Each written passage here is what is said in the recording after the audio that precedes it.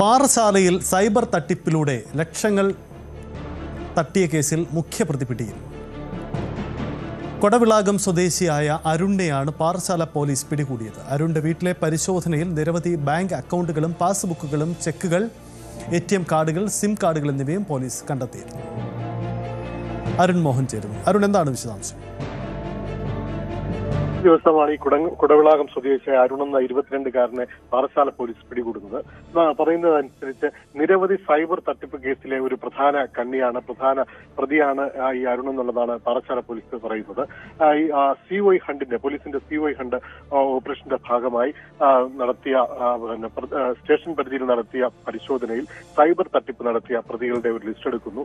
ആ ലിസ്റ്റിൽ ഒരു പ്രധാന കണ്ണിയായി വന്നിരുന്നതായിരുന്നു ഈ പറയുന്ന അരുണിന്റെ വീട്ടിൽ ഉൾപ്പെടെ പരിശോധന നടത്തിയിരുന്നു. പരിശോധന നടത്തിയാണ് നേരത്തെ സൂചിപ്പിച്ച നിരവധി പാസ്ബുക്കുകൾ, ID കാർഡുകൾ, സിമ്മുകൾ തുടങ്ങിയ വിവിധ ബാങ്ക് അക്കൗണ്ടുകൾ, ഇടപാടുകൾ ഇവയെല്ലാം പോലീസ് കണ്ടെത്തുന്നത്.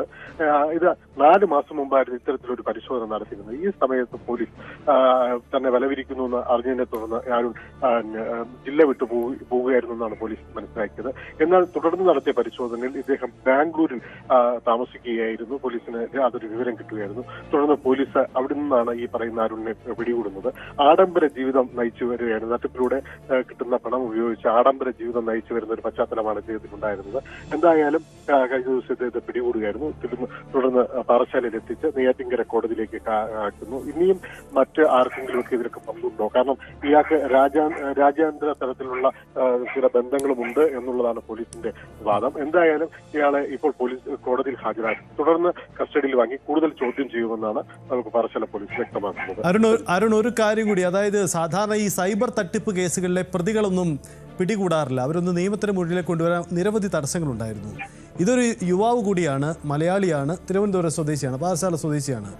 ഇയാൾ എങ്ങനെയാണ്, ഏത് രീതിയിലാണ് തട്ടിപ്പ് നടത്തിയിരുന്നത്? അങ്ങനെയൊക്കെ വ്യക്തത പോലീസ് വരുത്തുന്നുണ്ടോ? തീർച്ചയായും ആ കാര്യങ്ങളിൽ കൂടുതൽ വ്യക്തത പോലീസ് പറയുന്നില്ല. കാരണം ഇയാളുടെ രീതി എന്ന് പറയുന്നത് പാസ്ബുക്കുകൾ, ഇദ്ദേഹത്തിന് നേരത്തെ സ്വകാര്യ ധന ഇടപാട് സ്ഥാപനത്തിൽ ഇദ്ദേഹത്തിന് ചില ഇടപാടുകൾ ഉണ്ടായിരുന്നു. ഈ സമയത്ത് ലഭിച്ചിരുന്ന ATM കാർഡുകൾ അല്ലെങ്കിൽ ഈ പറയുന്ന പാസ്ബുക്കുകൾ, ആധാർ തുടങ്ങിയവ ഉപയോഗിച്ചുകൊണ്ട് ഇദ്ദേഹത്തിൻ്റെതായ രീതിയിൽ ചില പാസ്ബുക്കുകൾ തയ്യാറാക്കുകയും ഇതിലൂടെ പണം ശേഖരിക്കുന്ന ഒരു തട്ടിപ്പാണ് ഇയാൾ നടത്തി വന്നിരുന്നത് എന്നുള്ളതാണ് നമുക്ക് പ്രാഥമികമായി മനസ്സിലാക്കാൻ കഴിയുന്നത്.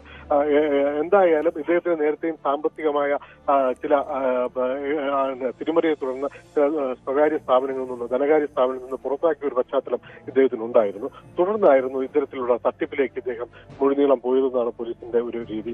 നേരത്തെ സൂചിപ്പിച്ചത് ശരിയാണ്.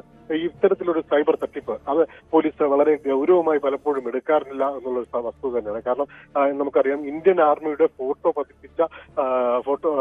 പതിപ്പിച്ചു പോലും ഇവിടെ സൈബർ തട്ടിപ്പ് നടത്തി. പാറശാല സ്റ്റേഷനിൽ തന്നെ അത്തരത്തിൽ 7 പരാതികൾ സൈബർ ഫോട്ടോകൾ പതിപ്പിച്ച ഇന്ത്യൻ ആർമിയാണെന്ന് പരിചയപ്പെടുത്തിക്കൊണ്ട് ആൾക്കാരിൽ നിന്ന് ലക്ഷങ്ങൾ തെറ്റിയ കേസുകൾ നമുക്കറിയാം.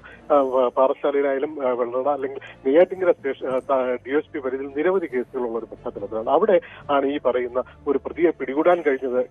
തികച്ചും ഒരു പ്രതീക്ഷ നൽകുന്ന ഒരു പശ്ചാത്തലം തന്നെയാണ് ഈ പറയുന്ന ഇരയായവരുടെ കാര്യത്തിൽ നോക്കുമ്പോൾ സഹിക്കും.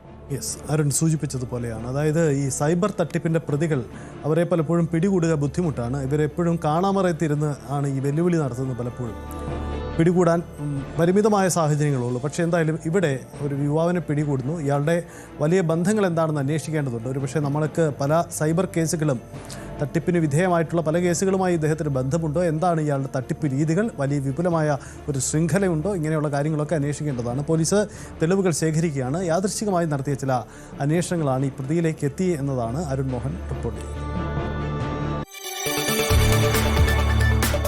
കൂടുതൽ വാർത്തകൾക്ക് News 18 Keralam YouTube channel subscribe ചെയ്യുക.